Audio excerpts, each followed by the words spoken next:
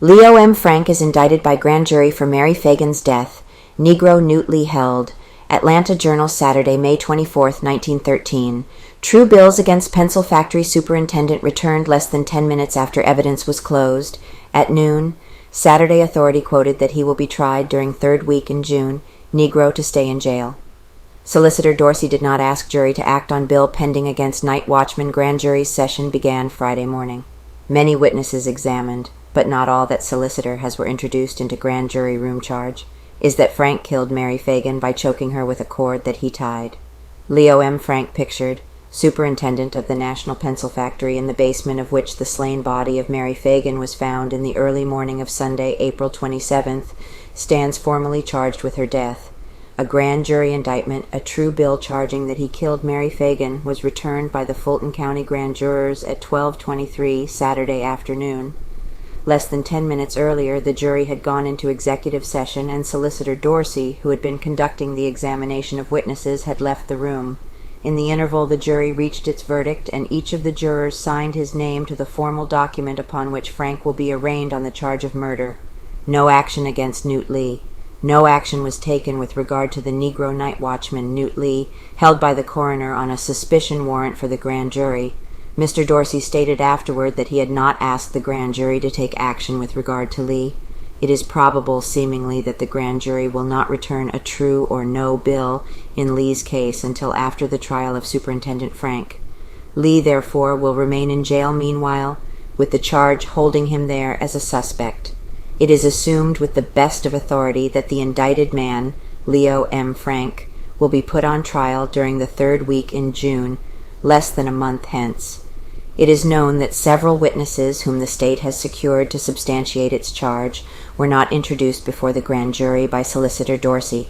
The jury's true bill charges formally, in legal phrase, that Leo M. Frank did murder, in that in the county aforesaid, Fulton, state of Georgia, on the 26th day of April, in the year of our Lord 1913, with force of arms he did unlawfully and with malice aforethought kill and murder one Mary Phagan by then, and there choking her, said Mary Phagan, with a cord that he placed around her neck. Neither the Negro nor Frank appeared before the grand jury. Both remained in the tower, where they have been confined since the coroner's inquest ordered them to be held. Inquiry resumed. The Fulton County Grand Jury began its second day's probe of the murder of Mary Phagan at 10 o'clock Saturday morning, taking up the cases of Leo M. Frank and Newt Lee, held at the instigation of the coroner's jury. Indications were that the case would be concluded during the day. Each of the 21 grand jurors who were present Friday was on hand when the probe was resumed, and in addition George A. Gershon, who had returned from New York. Victor H. Kriegshaber was excused temporarily. The first witness was Miss Grace Hicks, who worked side by side with Mary Phagan at the pencil factory. Miss Hicks told of going to the undertaker's establishment and identifying the girl's body. She remained in the jury room only a few minutes. Miss Hicks was followed by E.F. Holloway, the day watchman at the pencil factory, who is said to have left the factory about 11:45 o'clock on the Saturday of the tragedy. Holloway was questioned relative to the position of the elevator when he left the building. It stood at the second floor, he said. The witness, and he thinks that, as had been custom, he locked the box covering the switches that control the elevator and put the keys in their customary place, which was known to probably all in the office.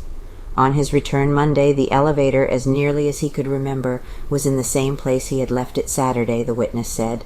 Other witnesses. He was followed by M.B. Darley, who in turn was followed by Judge Barry, the official court stenographer, who took the testimony at the inquest. Miss Montine Stover was then called to the stand. She testified that she went to the factory at about 12:10 o'clock on the Saturday of the tragedy to get her pay.